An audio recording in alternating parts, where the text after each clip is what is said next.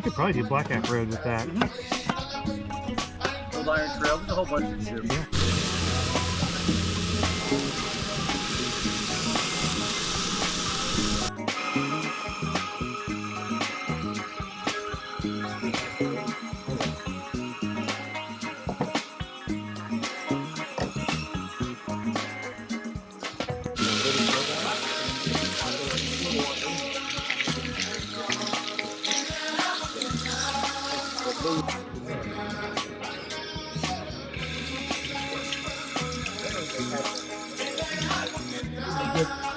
Further away from camp without having to walk or drive.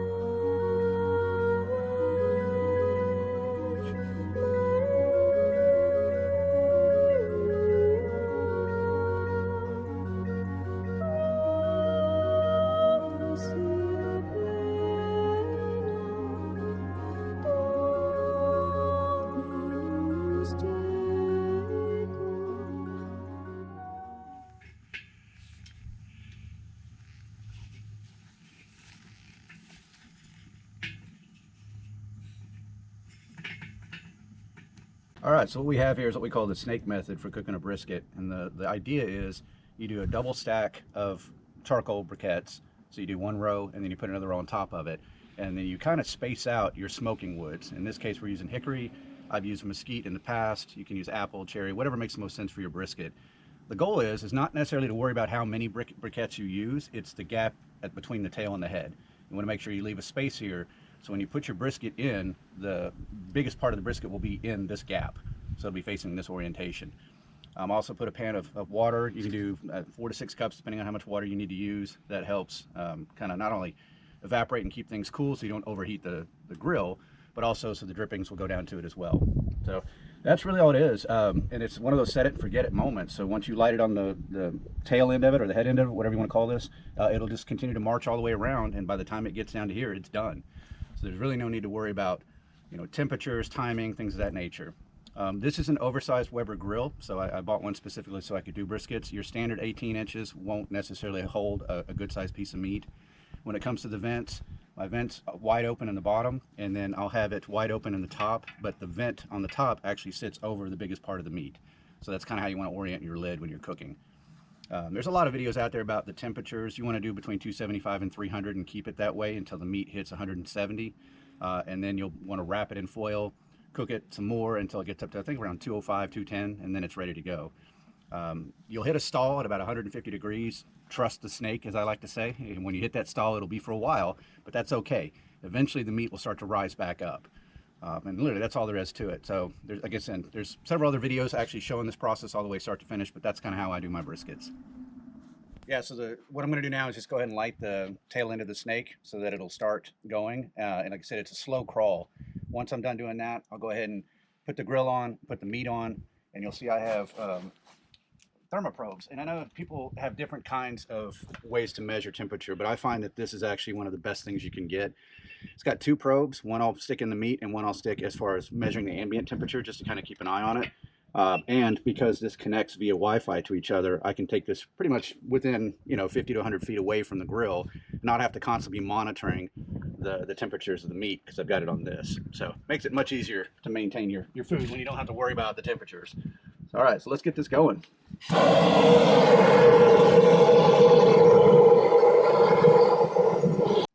Yeah, you can either do it with one of these bad boys, or you can use a chimney to get the first set of coals going. But you don't want to do too much in the chimney. You want to have maybe 3 or 4 coals that you dump on top. So if you've got one of these torches, it's much better to use this because you're starting from how many coals you have already in. You're not overloading it. Yeah. So basically, I've prepped this prior to coming out here, and it's just a Dalmatian rub, which is basically just coarse salt and coarse pepper. Generous amount put all over the meat, including the sides. That's really all you have to do. I did trim about 2 pounds of fat, so I started with a 13-pound piece of meat, got it down to about 11 pounds, and I have found that's kind of the sweet spot for doing these types of cooks. If you have a bigger piece of meat, it's going to take longer to cook. If you have a smaller piece, you can actually cook it too fast. So the idea is to anticipate about a 6 to 7 hour cook, and if you're going longer or shorter, then you've got kind of a wrong size piece of meat. So that's my suggestion, is try to get it down to 11 pounds, and that's the perfect weight for what we're doing today.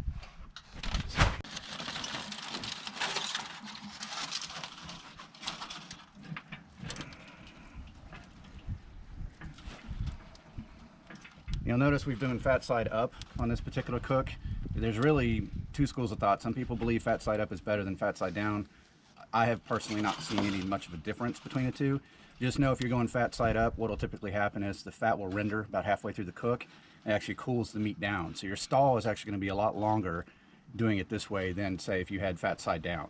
But it really comes down to personal preference as to how you want to cook your meat. So your mileage may vary depending on your experience. I'm going to put this probe somewhere in the thickest part of the meat, kind of near the knuckle, just so that you can measure the deepest internal temperatures, because that's really what you want to monitor when it comes to your temperatures. So that's in, and then what I'll do is I literally just shut the lid, but as I mentioned earlier, you're going to want to make sure that the vent on the top of the lid is facing right over the fattest piece of the meat. Okay. If you find yourself with temperatures that race up and get too hot, again, you want to cook this around 275, 300. It's okay if it goes over a little bit, but you don't want it to stay there. So what I've done in the past is you don't have to worry about the bottom vent, but just kind of close this off a little bit and you'll actually start to reduce the temperature. It's not going to be fast, it'll be gradual, but you know, just cutting it in half will actually drop the temperatures down for you. So don't panic if you get over 300 degrees. There's a way to kind of solve for that. The other probe I use is to monitor internal temperatures. And there's a number of different ways you can do this. Some people clamp it on the inside. I had a clamp, I don't know where it's at. Some people just kind of put it in where it actually measures the ambient at the top. Just know that heat rises, so what you're experiencing from the probe might not necessarily be the actual heat that the meat is dealing with, because all that heat's going out. So in that sense, I'm gonna go ahead and just put it inside.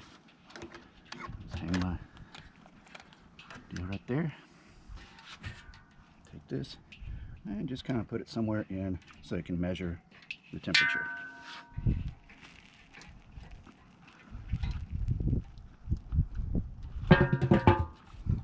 That's all there is to it. Now we'll just let it cook. Many hours later. So where we're at in the cook at the moment, we've actually passed the stall. So I know it shows 150 now on the meat temperature, but it was sitting at about 145, 146 for about an hour. So now it's starting to slowly go up, which is great. That's where we want it to be after about 4 hours. We're also looking at an ambient temperature of 218 degrees. Now that might seem a little low, but where I put the probe was on the tail end of the coals. So it's only measuring the heat as it radiates around the grill, but it's not directly over the coals. If I go and look at the temperature directly on the lid, it's well within spec. So it's about 300 degrees right now, which is kind of where you want it to be, between 275 and 300. So I'm not as worried about this being a little low. What the biggest concern is making sure that you're getting your right temperature on the meat. And so once this gets to 170, that will be when we take the brisket off of the heat, wrap it in foil, and then put it back on the grill in the same orientation, right? So you want to make sure that your point is in the gap, and same if you did fat side up, stay fat side up. And then we cook it some more until it reaches about 205 to 210. Once it hits that, then we take it off of the grill and actually put it in a cooler and let it rest for about 30 to 45 minutes before we're ready to eat. It'll continue to cook in the cooler, so that's, you know, no worry about taking it directly off the heat like that. Many unbearable hours later.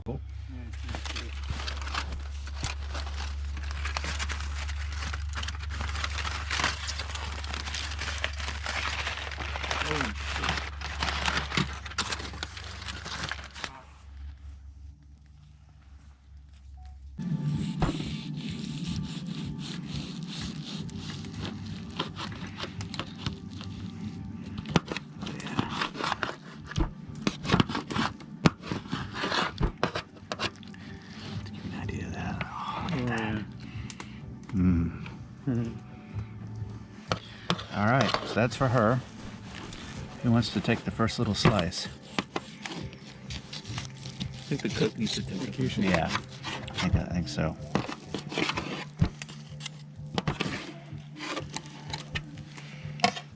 Let's get a taste here.